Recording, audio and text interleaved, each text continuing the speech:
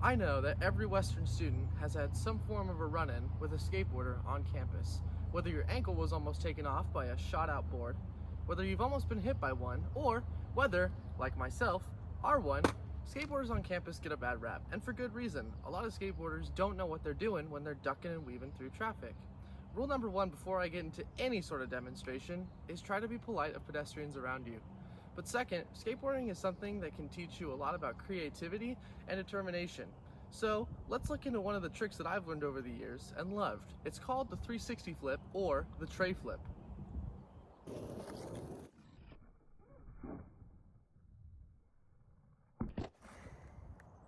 360 flips dominate in today's skateboard culture. It's really hard to see a skateboard video where one pro is not doing one at all. In fact, if you're going to get into skateboarding or thinking about getting serious, 360 flips are something that you should probably have on your belt. So let's get started. A 360 flip or 360 kick flip is the mix between a 360 shove it, where the board spins 360 degrees under your feet on a vertical axis, and a mixture with a kick flip, where the board spins 360 degrees but on a horizontal axis. In total, it looks, like you saw in the video, something like this. Okay, now, to do this trick, you're gonna need to know an ollie. An ollie is the basis of all skateboard tricks that involve popping the board and scooping your front foot up. It will be shown right here. The first actual step of doing a 360 flip is positioning of the feet. Your back foot is going to be in something called the pocket. It's where the board starts to go up right here, and you're going to have your back foot here with your toes hanging off a little bit. Your front foot should be somewhere around here, where if my fingernails or my toenails should be right about here. The first step you're going to do is you're going to pop and you're going to scoop as hard as you can with that back foot. Okay, scoop behind you. You're kicking the door behind you. At the same time, you're gonna take your front foot and you're gonna rotate your foot and you're gonna flick up. This is what's gonna generate the kick flip. And at the same time, you kicking that door back, you scooping back, is gonna generate the 360 shove it.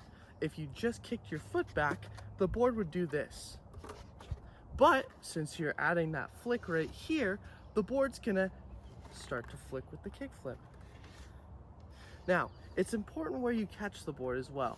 When you're looking down at your board and it's flipping, you want to catch with your front foot and slam down.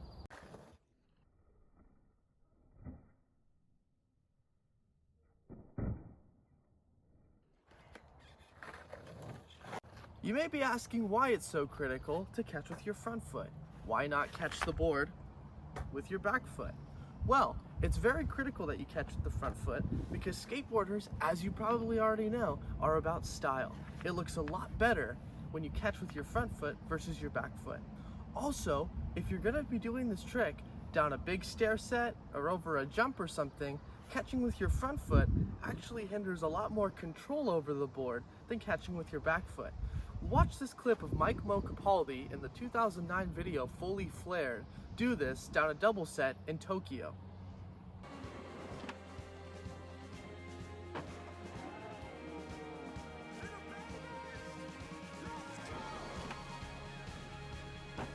A common problem that people have with 360 flips is they're doing the footwork right, but their body work isn't as good.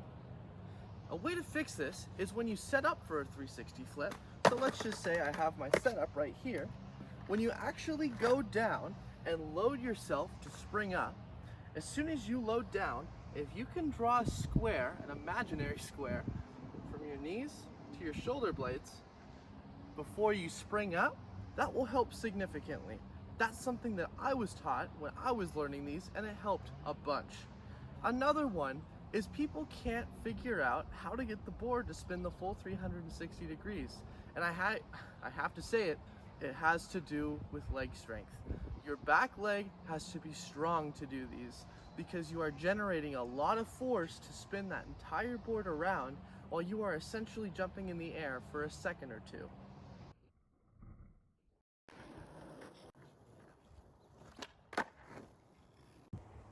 By showing the anatomy of the trick, the steps that you can do to achieve it, and the personal tips that helped me out back in the day, maybe if you ever try this trick, you'll be successful.